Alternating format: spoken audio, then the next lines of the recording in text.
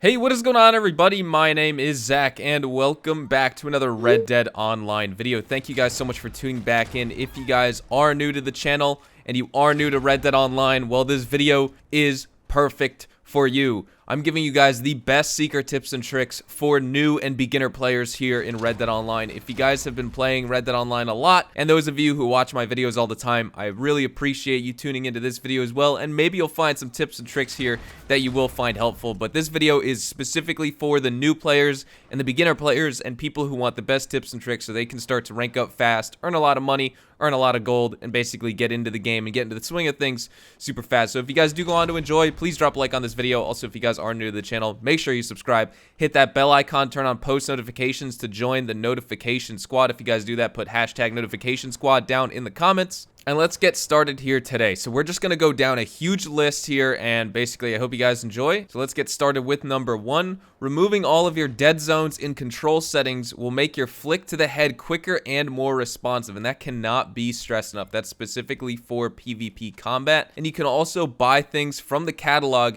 using Rockstar's website or even in the in-game catalog when you're not even at the store. All you need to do is hold left on the D-pad. You can also put starting points in health, and it seems like the slowest thing to level normally. Upgrade your health by fishing and winning fights, stamina by running, and Deadeye by getting headshots, shooting birds, and killing while on horseback. And every little thing you do is a chance to earn some of these 5 XP categories: health, stamina, Deadeye, rank, or horse bonding. And there's 2 hidden stats, are horse courage and weapon familiarity. Horse courage is different per horse breed and doesn't change, and weapon familiarity can be tracked by how much gray your weapon's reload stat has after it's been cleaned. You can max out weapon familiarity by killing 200 enemies or players with that weapon. Now, in order to auto ride your horse, you have to mark a destination on your map and hold the cinematic button while you gallop in the correct direction. You can choose to lay your controller down, but it's recommended, and I recommend, that you open up your in-game map so that you can easily notice nearby players so you don't get griefed, and be ready to grab your controller if your player crashes into a wagon. After you hit L2 to lock onto your opponent, flick up the right joystick to quickly aim at their head. You can use gold when you can, and save cash for buying and upgrading ability cards. That's the biggest thing. Ability cards are super expensive in this game, so use gold if you have enough, and that's what you could buy like weapons and things like that for. But save your money to buy and upgrade your ability cards, because you cannot use gold for ability cards and ability card upgrades. You can also equip non-upgraded ability cards before a big XP payout, and they will receive the XP even if you didn't use them. I highly recommend that tip as well. Gold aside, save your money for useful things. Weapon upgrades are expensive, they're very useful, and they're better to have than fancy clothes, and that's just my opinion. You can buy ammo in missions and showdowns, and it's the easiest way even though you lose your current session. Every other option requires visiting a location, and you might be able to join a mission or event lobby, buy ammo, and return to free roam. In GTA, leaving a job during the lobby gave you bad sport points, and apparently right now that's not the same with Red Dead Online, since there really is no bad sport lobby in the game currently, but maybe that will change once the beta tag is taken off soon. If you buy a lot of ammo from the catalog, it goes to the post office, and the post office holds way more ammo than you can carry, so it's handy to use them as ammo storage. Only do this with weapons you use, or you will have a pile of ammo taking up space in your inventory. You can buy the bow at level 10 and the fishing rod at level 13. Guns will be put on your horse, and you can use the catalog to buy those weapons. If you are trying to be productive, then avoid other players in free roam, much like GTA, because griefing is a fact of life in this game. Now, recently with the new update, dark red players in free roam are more likely to be violent than dark blue players. Purple players are in between. Light blue are for posse members.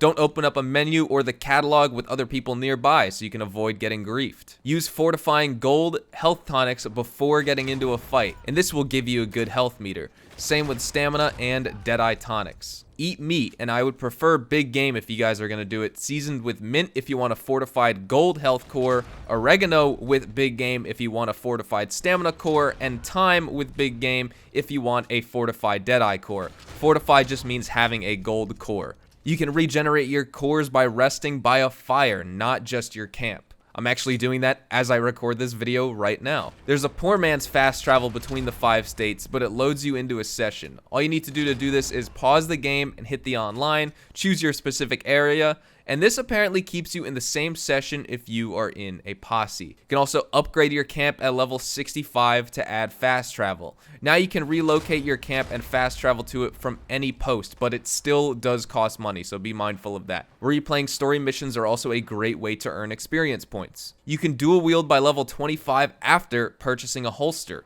So definitely buy a new holster when you're level 25 or above so you can carry 2 pistols in the online. When you're hit with a bullet, your accuracy partially resets and your reticle sways. This is probably my biggest issue with the online.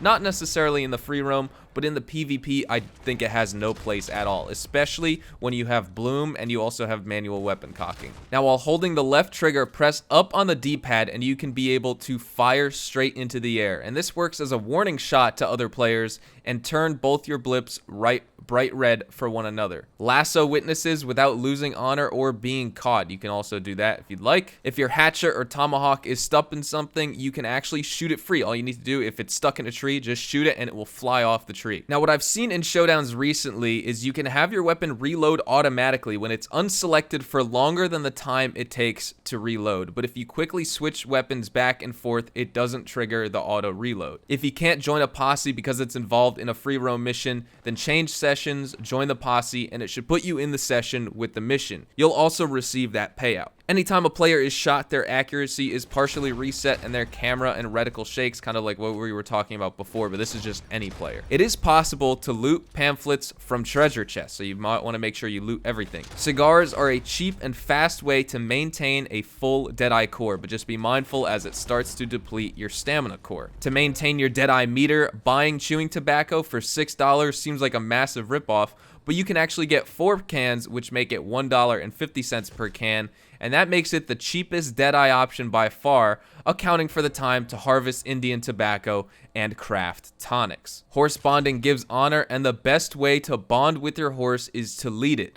Lead your horse from the bayou to Saint Denis or a similar distance anywhere on the map. Holstering your weapons allows you and your horse to run faster. During an animation, either skinning, getting off a horse, or any other animation like that, you can bring up your map to watch out for other players. The better your cores, the longer you aim, the less you move, and the crouching improves your aim.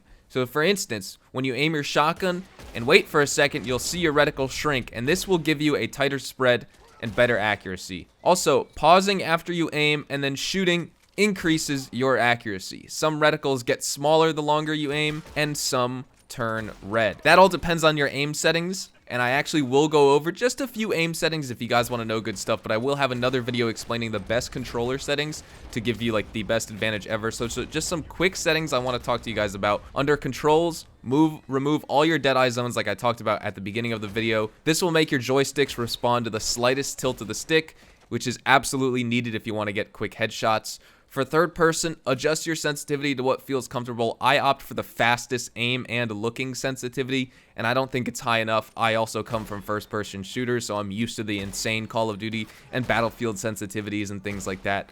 That's just what I prefer. Some people prefer lower sensitivity, but in this game, I think you need high sensitivity. Aim, look, acceleration should be as high as you can stand. Also, there's really no perfect sensitivity setting for every player. It's just what you feel comfortable with, but in a game like this, I would opt for a higher sensitivity if you can handle it. First person settings affect both first and third person sniping, and under camera, turn first person head bombing to reduce to eliminate bouncing while shooting in first person from horseback. Also, use wide aim to lock onto a bigger range, but be mindful, with wide aim comes the possibility that you may lock onto the wrong player if you have 2 or 3 people right next to each other, so just be mindful of that. Usually in Showdown, I'll use wide aim, and also in free roam, I'll try and use narrow aim just because I want to make sure I lock onto that specific thing. Also, if you set your controls to click your left joystick in to run, be sure to toggle to run under the running mode on foot only, as this will let you max sprint with 2 clicks of the left joystick instead of rapidly tapping the X button. But you cannot do this when X on the PS4 or A on the Xbox One is your run setting. So these are all the tips and tricks I have for new players and beginner players here in Red Dead Online. Like I said, I hope you guys enjoy. If you guys did, please drop a like and you found the information helpful. Subscribe to the channel if you guys are new. If any of you guys are Red Dead Online legends and OGs, let me know down in the comments, and let me know if there were any tips and tricks here that even helped you out, because I'm sure maybe one or two of these could help some very, very skilled players here in Red Dead Online. But these are just the best things that I wish I knew when I started playing the game. With that being said, thank you guys so much for watching. I hope you guys have a fantastic day, and I will see you guys in the next Red Dead Online video. Adios, amigos.